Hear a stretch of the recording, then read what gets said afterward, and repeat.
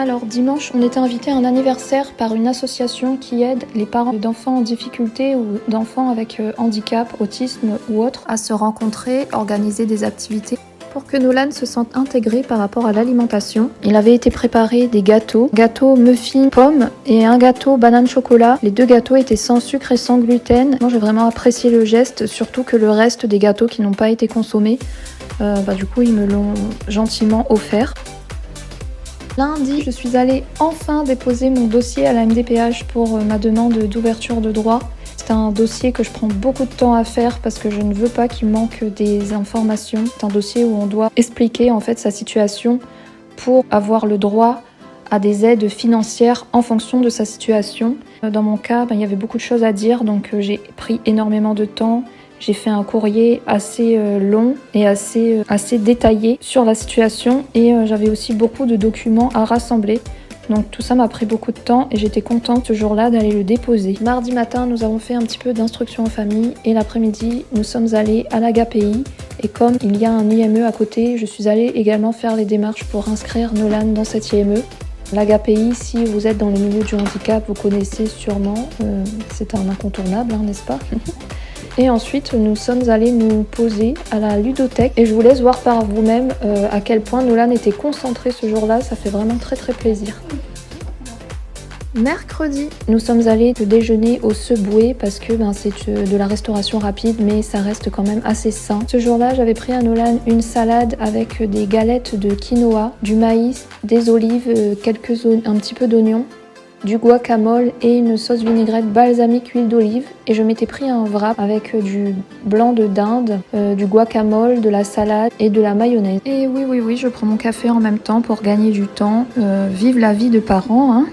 Nous avons aussi profité de l'éclaircie de l'après-midi pour faire une balade et ça nous a fait beaucoup de bien parce que je trouve qu'on ne marche pas assez depuis qu'il commence vraiment à faire froid.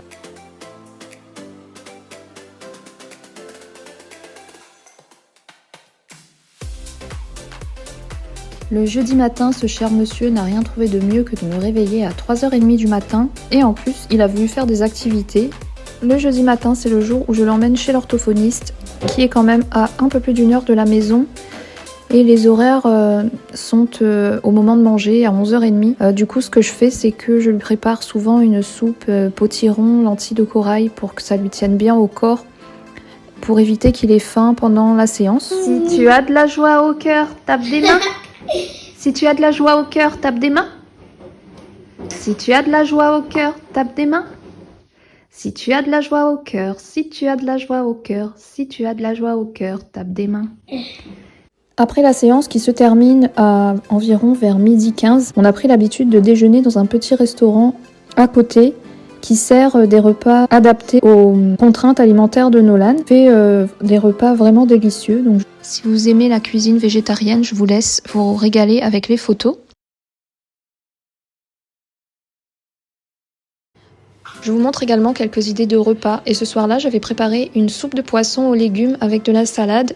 On mange exactement la même chose, sauf que j'ai mixé la soupe pour Nolan pour que ce soit plus facile pour lui de manger. Et le lendemain midi pour le déjeuner, donc pour vendredi, on a mangé tout simplement des crudités. Donc il y avait des carottes râpées, du poivron rouge, du maïs, des radis, de la betterave cuite avec une sauce vinaigrette à l'huile d'olive et au sésame, à l'huile de sésame, ainsi que de la spiruline, quelques algues en paillettes et des noix. Et cet après-midi-là, nous sommes allés à la ludothèque. En général, c'est un jour où il y a d'autres enfants qui viennent. Ils sont d'ailleurs très gentils avec Nolan et font preuve de beaucoup d'empathie. Nolan aime beaucoup jouer avec eux. Ce jour-là, il n'y en avait pas, il s'est un petit peu plus ennuyé. Mais ça reste quand même un endroit où il aime beaucoup venir.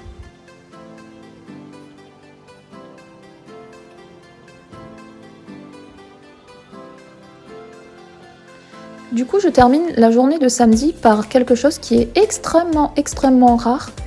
Mais j'avais de la famille qui est venue me chercher pour m'emmener au restaurant. Et j'ai fait le choix de faire garder Nolan par des personnes dont j'ai totalement confiance. Et du coup, ça nous a fait beaucoup de bien, cette petite coupure.